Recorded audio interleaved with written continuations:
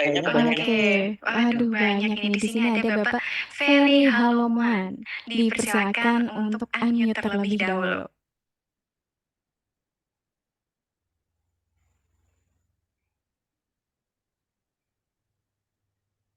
Selamat malam Bapak.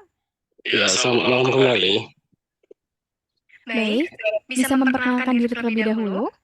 Ya, nama saya, suara saya kedengaran? Terdengar dengan jelas. Nama saya Pero Alman Spotter SPD, saya dari Sekolah UPTD SMP Negeri 1 Kampung Rakyat Kabupaten Labuan Batu Selatan. Yang ingin saya pertanyakan, dari tadi Bapak sebagai moderator, yaitu kira-kira Pak, kenapa seberapa pentingnya eh, kita guru untuk melakukan yang namanya yang baru ini yang namanya PMM itu gitu loh. Padahal kita tahu terkadang mm, tidak semua bapak dan ibu guru itu, terutama yang sudah tua mampu atau yang sudah dibilang senior, yang sudah berumur kita bilang gitu ya, mampu untuk memegang yang namanya laptop atau komputer. Kemudian ditambah lagi jaringan yang sangat susah gitu Pak. Jadi seberapa besar pentingnya PMM ini gitu Pak? Itu yang mau saya pertanyakan. Kurang dan lebihnya terima kasih. Selamat malam. Oke, baik. Terima kasih atas pertanyaannya Bapak Ferry Haloman. Dipersilakan Bapak Abdul untuk memberikan jawaban. Oke, terima kasih Pak Beri, luar biasa nih pertanyaannya sangat ini ya. Dan ini juga banyak sih saya temukan teman-teman yang mungkin apa namanya kenapa sih dengan PMM gitu ya? Kenapa sih dengan teknologi seperti ini? Karena kita melihat apa namanya sumber daya kita, bahkan kita juga melihat teman-teman kita banyak yang senior yang mungkin belum percaya diri dengan teknologi yang ada, dan juga ada juga tantangan infrastruktur daripada internetnya, jaringannya juga Internet kan. Yang betul, bahkan di daerah saya juga di Halus Sungai Tengah ini juga ada sekolah-sekolah yang mungkin sinyal internet tidak ada, dan juga bahkan tidak ada listrik di situ gitu ya, di tempat saya ini. Nah, memang Pak Ferry tadi kenapa sih seberapa penting sih ini ya? Kenapa sih dengan PMM ini ya apa namanya pengelolaan kinerja atau segala sesuatu inovasi kebijakan ini mengarahnya ke situ gitu ya. PMM ini diupayakan pengembangan guru, kemudian administrasi guru segala macam menggunakan fasilitas ini gitu ya. Kenapa sih seberapa penting sih gitu ya? Mungkin ini yang menjawab kapasitasnya adalah mungkin dari kementerian ya. Tapi kalau boleh saya berbagi pandangan, ini juga pandangan dari saya pribadi, mohon izin juga berbagi pandangan ya. Ini pandangan saya sebagai pendidik juga, sebagai kepala sekolah, sebagai praktisi pendidikan yang mungkin juga penerima kebijakan, bukan pembuat kebijakannya. Tentunya saya memandang ini, kenapa sih kita menggunakan PMM ini sebagai alat kita untuk mengelola kinerja kita. Gini Bapak Ibu, memang pengelolaan kinerja ini bukan sekarang saja ya teman-teman Bapak Ibu. Ini sudah dilakukan sejak lama, dan ini ketika kita sudah menjadi ASN, kinerja kita itu selalu dikelola. Kinerja kita selalu dikelola, selalu dipertanggungjawabkan dengan berbagai macam laporan gitu ya. Dan ini merupakan setiap masa selalu ada proses refleksi juga dari para pengambil kebijakan juga berefleksi, dari para pembuat kebijakan juga melakukan refleksi, dari tantangan-tantangan yang ada, dari masalah-masalah yang ada, seberapa besar sih pengelolaan kinerja yang ada, tantangannya seberapa dampak yang bisa diberikan efektifnya dari kinerja ini, dari harapan tujuan kita gitu ya. Itu sih artinya ada proses refleksi, ada proses upaya untuk perbaikan setiap tahunnya gitu ya. Nah, ini Bapak Ibu, saya memandang Bapak Ibu, PMM ini bukan tujuan. PMM teknologi ini bukan tujuan. Ini hanyalah cara ya Bapak Ibu, ini hanyalah cara. Tujuan besarnya apa? Tujuan besarnya itu adalah murid. Artinya adalah layanan pembelajaran kepada murid, itu tujuan besarnya. Itu yang paling penting saya rasa Pak Ferry. Yang paling penting adalah layanan pembelajaran kepada murid. Itu tujuan besarnya. Mengenai penggunaan platform, ini adalah cara kita untuk melakukan perbaikan, untuk memberikan pembelajaran yang terbaik kepada murid-murid kita. Nah, ini diyakini melalui riset, melalui mungkin ada upaya penelitian oleh para pengambil kebijakan. Saya yakin ada risetnya, saya yakin ada kajiannya gitu ya. Dan ini juga mungkin dirasa sebagai alat untuk berupaya menjadi cara untuk perbaikan pembelajaran, perbaikan kinerja kita kepada murid-murid kita. Nah, memang tantangan-tantangan itu pasti ada. Kita melihat pasti ada. Tidak mungkin tidak ada. Mengenai tantangan infrastruktur, ini juga pasti ada. Tapi mungkin kita yakin dari tantangan-tantangan ini kita akan berupaya berefleksi lagi.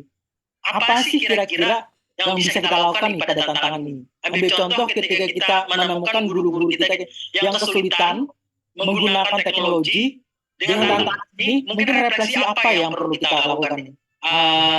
Cara apa yang bisa dilakukan untuk membantu guru-guru kita supaya nyaman, supaya bisa untuk melakukan peningkatan perbaikan layanan pembelajaran ini. Mengenai infrastruktur pun saya yakin juga pasti ada cara, upaya yang dilakukan gitu ya. Kita melihat dari upaya-upaya ini yang tentunya akan menjadi refleksi kita. Yang tentunya saya yakin cara yang dipilih ini, kalau saya melihat teknologi ini arah hidup kita, arah gaya hidup kita gitu ya. Saya yakin semua kita hampir tidak jauh dari teknologi. Saya yakin banyak yang menggunakan gawai, saya yakin sudah banyak yang mungkin sudah menyentuh gawai gitu. Saya yakin arahnya ke situ. Dan mungkin saya berprasangka para pengambil kebijakan berupaya memberdayakan ini, menggunakan ini sebagai alat untuk membuat efektifnya layanan pembelajaran kita. Gitu. Untuk murid-murid kita. Itu sih yang paling penting. Kira-kira jawaban saya Pak Ferry. Itu layanan pembelajaran bagi murid-murid kita. Itu yang paling penting. Oke, baik. Terima kasih atas jawabannya Bapak Abdul Mujib. Semoga membantu masalah atau mungkin kebingungan dari Pak Ferry dan rekan-rekan Bapak Ibu guru hebat dari seluruh Indonesia yang mengalami masalah serupa. Baik, kita akan beralih ke penanya selanjutnya. Di sini ada 11 penanya. Oke, ada Bapak Alfian. Dipersilakan untuk unmute terlebih dahulu. Selamat malam Bapak. Selamat malam Bu. Baik, bisa memperkenalkan diri terlebih dahulu. Saya nama Alfian, SPD dari SMK Negeri 7 Palembang. Ya, semua merasakan ya Pak ya. Baik, Alfian. Ya Bu, Pak. Terima kasih kepada Pak Muji telah menyampaikan materi yang sangat bagus, sangat menarik. Kami terima, dan ini kami ada yang perlu kami tanyakan. Sekarang ini kan guru lagi sibuk webinar dan sibuk lagi mengejar sertifikat-sertifikat. Nah, tadi kami mendapatkan ini Pak, dapat edaran Pak, dapat edaran dari Diknas, boleh katakan atau dari kementerian ini. Dan isinya kalau saya boleh bacakan gini Pak.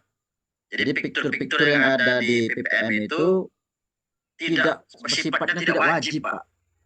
Tidak wajib dan bukan merupakan pekerjaan administrasi guru tambahan bagi guru maupun kepala sekolah. Nah, kira-kira bagaimana Pak tanggapan Bapak tentang edaran ini? Jadi artinya kan piktur yang ada di PPM itu ada pelatihan mandiri, refleksi kompetensi, bukti karya dan seterusnya, dan itu di sini tidak bersifat wajib. Nah, artinya yang kami menganalisa tidak bersifat wajib itu artinya ya tidak boleh dikerjakan artinya. Dan dia tidak punya tenggang waktu. Jadi dan juga itu bukan administrasi guru dan kepala sekolah.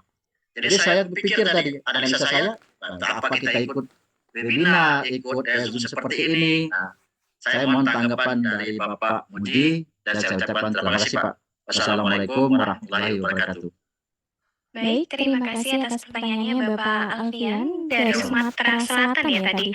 Ya, betul, betul. Oke, terima kasih atas pertanyaannya. Dipersilakan Bapak Abdul Mujib untuk memberikan jawaban.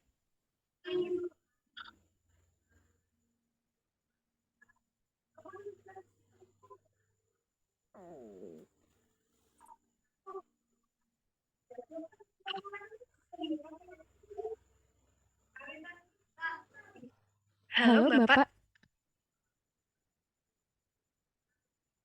Oke, sepertinya ini Pak Mujibnya keluar terlempar dari room Zoom. Kita tunggu sebentar untuk bergabung kembali.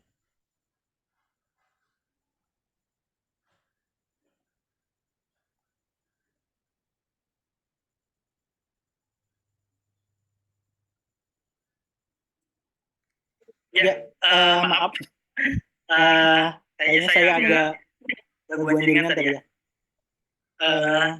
Saya menangkap tadi pertanyaan dari Pak Alfian, Mbak Rere. Apakah terdengar jelas suara saya?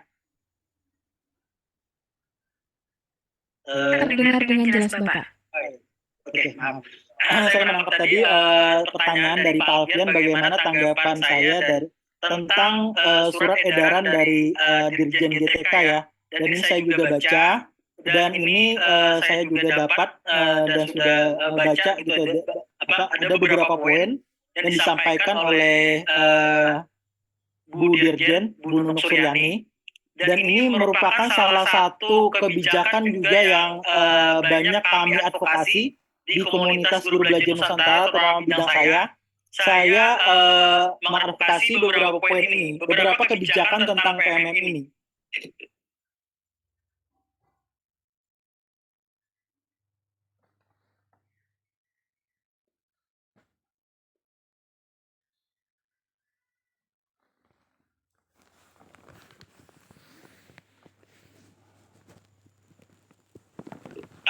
Yang mana mungkin banyak juga keluhan dari teman-teman pada penggunaan PMM ini yang mungkin banyak dirasakan jadi beban gitu ya. Jadi sesuatu yang mungkin diharuskan, diwajibkan dari beberapa mungkin daerah gitu ya. Nah, ini merupakan salah satu jawaban atau pernyataan dari Dirjen GTK yang mana hadirnya PMM ini bukan suatu tuntutan administrasi guru. Dan kami sepakat dengan itu, saya sebagai mewakili komunitas guru belajar Nusantara, dan kami menyuarakan itu, ini bukan suatu kewajiban administrasi bagi guru PMM ini. PMM ini hadir sebagai alat belajar, media belajar atau dukungan belajar bagi guru. Guru tidak perlu dipaksa, guru tidak perlu diwajibkan atau dipaksa untuk menggunakan itu, karena guru juga butuh kemerdekaan. Untuk menghadirkan murid yang merdeka belajar, guru harus merdeka belajar. Jika gurunya terjajah, gurunya tidak merdeka, gurunya terpaksa, sulit akan menghadirkan kemerdekaan belajar bagi murid. Saya yakin itu. Dan saya yakin belajar itu butuh waktu. Belajar itu nggak bisa diburu-buru. Nggak bisa ditargetkan dalam, ambil contoh dalam 1 semester ini harus menghasilkan 3 sertifikat. Dalam 1 tahun harus menyelesaikan 10 topik pelatihan mandiri, itu nggak bisa. Memang bisa dengan dilakukan ya. Atau mungkin bisa kita buka-buka, bisa tercentang, dan kita bisa mendapatkan sertifikat, kita bikin aksi nyata, tapi kita terpaksa. Ketika kita belajar dengan terpaksa, saya yakin sedikit makna yang kita dapatkan. Materi itu hampir sulit akan kita masuk dalam pemahaman kita. Karena dalam belajar itu kita butuh waktu untuk mencerna, waktu untuk berdiskusi, waktu untuk mencoba, gitu ya. Begitu kita melihat, ambil contoh, kita melihat topik belajar, salah satu topik belajar. Ketika kita melihat, mendengar itu, kita belum belajar. Saya yakin kita belum belajar. Saya percaya ketika kita melihat, hanya menonton itu kita belum belajar. Kita baru tahu datanya. Kita akan belajar ketika yang kita tonton itu, kita coba diskusikan dengan teman, kita berbagi pandangan, kita praktekkan di kelas kita refleksikan, maka disitulah letaknya belajar. Dan itu butuh waktu, gak bisa diburu-buru, gak bisa dipaksakan gitu ya. Dan itu senyaman tempo belajar kita itu pun gak bisa disamaratakan. Saya mungkin tempo belajar saya mungkin 1 bulan. Saya yakin Pak Alpian mungkin lebih cepat dari saya. Mungkin Pak Alpian bisa 1 minggu bisa selesai gitu ya. Tapi teman yang lain mungkin ada temponya 1 tahun gitu ya. Nggak bisa disamakan semua. Dan saya sependapat dengan apa yang disampaikan oleh Bu Dirjen ini. PMM ini adalah media belajar kita. Ayo kita gunakan senyaman mungkin, semerdeka mungkin. Ini adalah dukungan belajar guru. Apa yang dibutuhkan guru nih? Ketika guru menemukan masalah, ketika guru menemukan suatu keluhan dari murid-muridnya, ada murid yang suka membolos, kira-kira cari ide untuk mengatasi masalah itu kemana, gitu ya. Dulu kita sulit mencari cara, kita sulit mencari contoh pembelajaran yang berhasil, itu sulit. Karena apa? Kita harus cari buku, beli buku, cari teman gitu ya. Kemudian bahkan kita ikut pelatihan sana, ikut pelatihan sini, dan kita butuh waktu gitu ya. Itu adalah salah satu juga kendala. Nah, dengan hadirnya PMM dalam satu genggaman, guru dapat belajar dari mana saja. Guru dapat melihat ribuan, jutaan contoh praktik pembelajaran yang bisa ditiru. Guru dapat mendapatkan bahkan guru dapat berbagi dari keberhasilan belajarnya. Nah, inilah sebenarnya hadirnya PMM itu untuk teman guru, menjadi teman guru dalam menemani muridnya, bukan menjadi suatu tuntutan atau paksaan untuk menjadi administrasi. Saya sependapat dengan itu kira-kira Pak Alpian. Oke, baik. Terima kasih atas jawabannya Bapak Mujib. Dan di sini sebelum saya bacakan untuk pertanyaan dari Bapak Ibu guru yang bergabung di YouTube, saya izin memperkenalkan kegiatan lanjutan yang bisa Bapak Ibu guru hebat ikuti untuk belajar lebih lanjut. Nah, di sini Bapak Ibu bisa mengikuti workshop 40 JP pemanfaatan PMM untuk pembelajaran dan peningkatan kompetensi guru. Yang tentunya Bapak Ibu akan belajar bersama Bapak Abdul Mujib. Secara lebih intensif, secara lebih detail kita akan membahas terkait dengan pemanfaatan PMM. Mulai dari hari pertama kita akan mengenal dan memahami kebijakannya. Yang kedua kita akan praktik baik penggunaan PMM untuk meningkatkan kompetensi guru. Yang ketiga kita akan belajar pengelolaan kinerja guru dalam PMM. Dan yang keempat persetujuan dan penilaian oleh kepala sekolah. Selanjutnya, tanggal pelaksanaannya yaitu di tanggal 9 hingga 12 Februari di pukul 19.30 sampai dengan pukul 9.00 waktu Indonesia Barat, dan medianya dilaksanakan melalui Zoom dan juga live streaming di channel YouTube Belajar Era Digital. Dipersilakan Bapak Ibu guru untuk bisa mendaftar dengan mengklik link pendaftaran yang sudah ada di layar. Kalau nggak bisa diklik, kita screenshot dulu nanti ketika di browser masing-masing. Dan di sini untuk biaya pendaftarannya sukarela, berbayar, tetapi tidak ada nominal minimal atau maksimal. Jadi dipersilakan Bapak Ibu guru untuk bisa mendaftar, manfaatkan kesempatan sebaik-baiknya agar tidak semakin banyak miskonsepsi terkait dengan PMM ini. Lalu bagi Bapak Ibu guru yang mungkin sudah bergabung di WhatsApp, Jangan lupa untuk bergabung di channel Telegram pelaksanaan workshop 40 JP. Saya ingatkan kembali, yang sudah daftar dipersilakan untuk bergabung di channel Telegram workshop 40 JP. Jangan sampai terlewat karena menunggu-nunggu informasi ternyata salah grup. Jadi dipersilakan Bapak Ibu Guru untuk menghubungi nomor admin yang tertera sebagai narahubung dari workshop ini. Sekali lagi saya sampaikan Bapak Ibu Guru jangan sampai terlewat informasinya. Nanti ketika ada pengumuman di grup Telegram maupun di saluran WhatsApp, silahkan diikuti, silahkan disimak baik-baik dan biasakan untuk membaca hingga selesai Bapak Ibu Guru hebat. Baik, mungkin itu saja untuk pengenalan kegiatan lanjutan. Dan di sini saya bacakan satu penanya dari rekan-rekan kita yang bergabung via YouTube.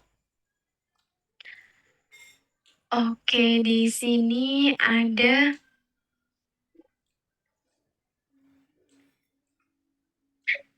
dari Ibu Erma dari Martapura, Kalimantan Selatan. Saya mau bertanya, pengelolaan kinerja di PMM kan berlangsung dari bulan Januari sampai Juni. Bagaimana penilaian pengelolaan kinerjanya jika kepala sekolah akan pensiun pada bulan Maret hingga April? Apakah data RHK yang dikerjakan sebelumnya yang disetujui kepala sekolah tersebut akan otomatis terpindah atau terbaca pada akun belajar ID PMM kepala sekolah pengganti? Terima kasih. Oke, menarik ini. Kayaknya dari kemarin belum ada yang bertanya terkait ini, Bapak. Dipersilakan mungkin bisa memberikan jawaban. Oke, makasih Mbak Rere. Ya menarik ya. Ini juga pertanyaan teknis yang juga banyak ditanyakan teman-teman. Salam kenal Bu Erma. Ini juga Bu Erma satu benua dengan saya ya. Dari Martapura dekat dengan saya. Saya juga dari Kota Barabai, Kalimantan Selatan. Yang tentunya senang bisa belajar bersama malam ini. Ya betul. Teknis-teknis ini banyak teknis yang mungkin perlu kita sesuaikan dan kondisi-kondisi di lapangan juga banyak nih karena perjalanan pengelolaan kinerja ini kan tidak jangkanya itu ada periode 6 bulan. Dalam 6 bulan itu ada kemungkinan yang terjadi seperti mutasi guru, kemudian seperti yang dirasakan Ibu Irma tadi, kepala sekolahnya akan pensiun, ini juga kemungkinan yang akan kendala-kendala teknis yang akan ditemukan. Dari segala macam kendala ini mungkin acuannya adalah kepada perdirjennya, pada aturannya ya Bapak Ibu, pada rambu-rambu yang menaungi atau pada payung hukumnya. Pada payung hukum dinyatakan bahwa untuk guru penilainya adalah kepala sekolah atau ya betul kepala sekolah. Untuk guru atasan pejabat nilainya adalah kepala sekolah. Untuk kepala sekolah pejabat penilainya adalah kepala dinas. Nah, tapi kepala dinas ini saat ini kepala dinas yang tentunya tidak mungkin mengerjakan memverifikasi banyak ajuan RHK punya kepala sekolah karena pekerjaan kepala dinas juga banyak gitu ya. Dan sulit untuk mengerjakan pekerjaan seperti ini. Tapi dalam perdirjennya, dalam peraturan dirjen GTK-nya, acuan pejabat penilainya adalah kepala dinas.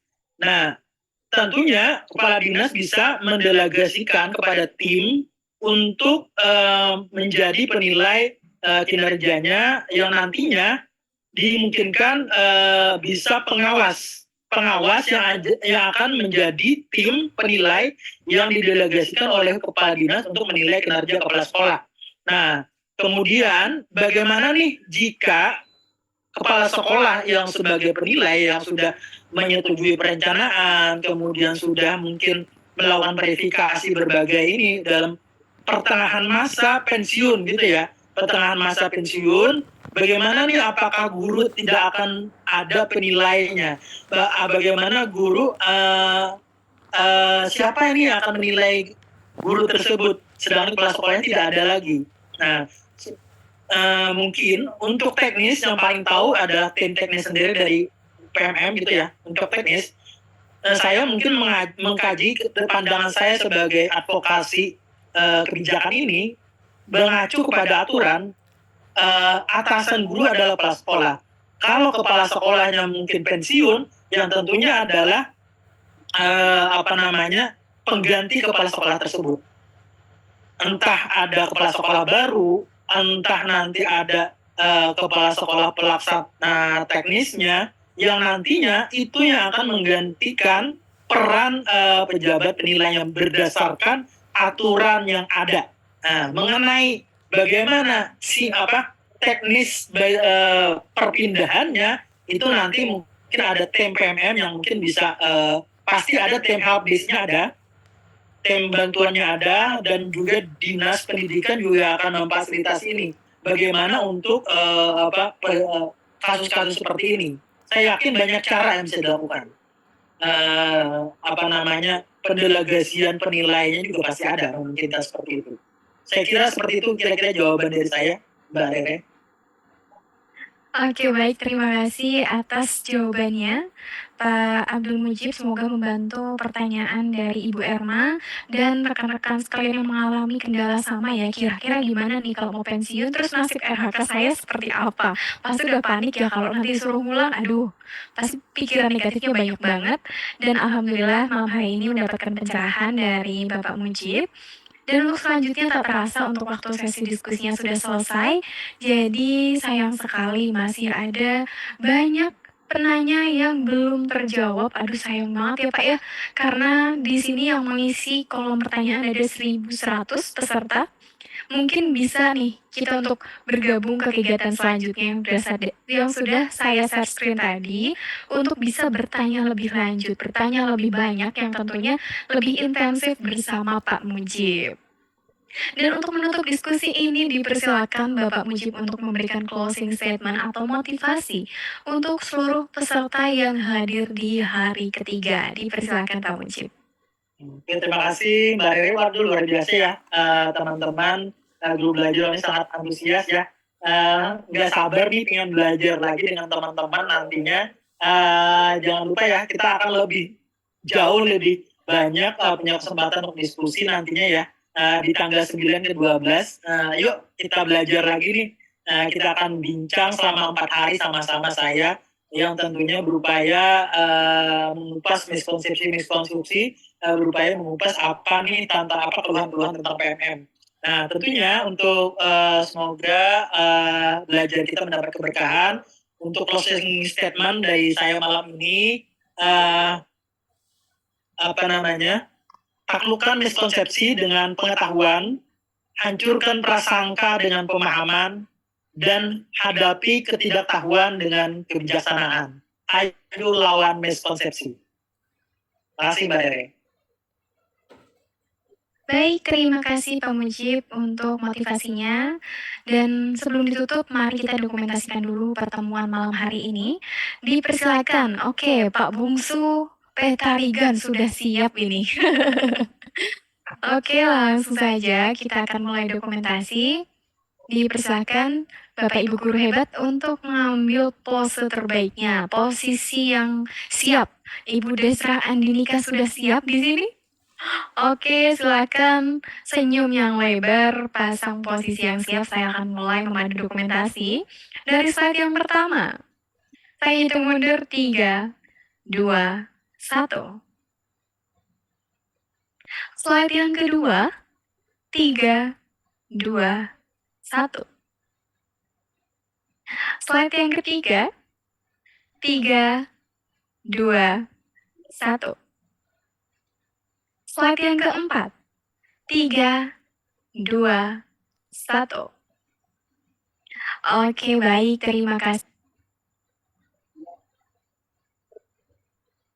Ke-mute, Bu Rere. Mikrofonnya ke-mute. Oke. Oke, baik, saya ulangi. Terima kasih Bapak Ibu guru hebat yang sudah hadir di pertemuan ketiga kali ini. Dan jangan lupa masih ada satu pertemuan lagi untuk akses sertifikat dan fasilitas lainnya akan saya sampaikan di hari besok. Jadi jangan lupa untuk bergabung di hari keempat. Dan tak lupa saya sampaikan silakan Bapak Ibu guru untuk mengisi presensi. Bagi yang belum mengisi presensi, hari pertama, hari kedua, atau hari ketiga malam ini dipersilakan karena masih dibuka sampai dengan tanggal 5 Februari pukul 15.00 waktu Indonesia Barat. Jadi dipersilakan untuk bisa mengakses link presensinya segera sebelum ditutup. Karena ketika sudah ditutup tidak ada perpanjangan waktu lagi. Jadi dipersilakan untuk dilengkapi ya Bapak Ibu. Dan tak lupa saya ingatkan yang tadi mungkin ingin mengulang materi, bisa untuk menonton tayangan ulangnya di channel YouTube Belajar Era Digital. Jadi jangan lupa untuk hidupkan lonceng notifikasinya. Siapa yang tadi telat gabung 30 menit atau mungkin waktu sesi diskusi dimulai baru join, aduh sayang banget materinya daging banget tapi kelewat. Waduh, rugi banyak nih Bapak Ibu Guru. Kalau kata yang sekarang sih rugi dong gitu ya. Jadi jangan sampai Bapak Ibu Guru kelewat banyak materinya, sayang sekali. Jadi jangan lupa hidupkan lonceng notifikasi di hari keempat besok. Bisa dicek sudah dijadwalkan, langsung saja setting notifikasinya. Jadi besok hari keempat langsung mendapat pemberitahuan ketika sudah dimulai. Baik, saya ucapkan banyak terima kasih kepada Bapak Abdul Mujib yang sudah sharing bersama malam hari ini, dan sampai jumpa di event tanggal 9 hingga 12 Februari maksud saya. Dan untuk Bapak Ibu Guru hebat, saya tunggu kehadirannya di hari keempat karena kita akan belajar asik bersama Belajar Era Digital. Saya selaku moderator pamit undur diri. Wassalamualaikum warahmatullahi wabarakatuh. Sampai jumpa Bapak Ibu Guru hebat. Warahmatullahi wabarakatuh.